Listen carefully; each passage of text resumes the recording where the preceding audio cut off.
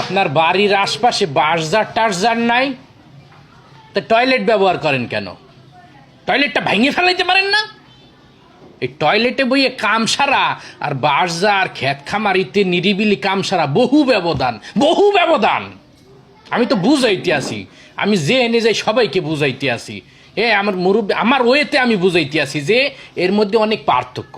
ওই টয়লেটে বই ওই সিপা সাবার ভিতর বই কাম সারা আর বাসজারে নিরিবিলি প্রাকৃতিক পরিবেশে কাম সারা অনেক ব্যবধান। এই যে কইলাম না জানি এইটা নিয়ে আবার কি তোলবার শুরু হয়ে যায়, আল্লাহ জানি কইয়ে তো দিলাম, এই ভিডিওটা আপলোড দিলে টের পামু।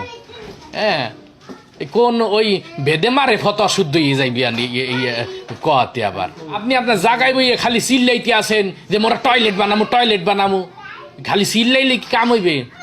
এই যে প্রাকৃতিক পরিবেশে যাইয়া পশু পাখি শিয়াল কুত্তার লগে একটা কি সুন্দর সম্পর্ক আমাদের তৈরি হয়ে গেছিলে, আমাদের মানে কাছাকাছি একটা সম্পর্ক তৈরি হয়ে গেছিলে।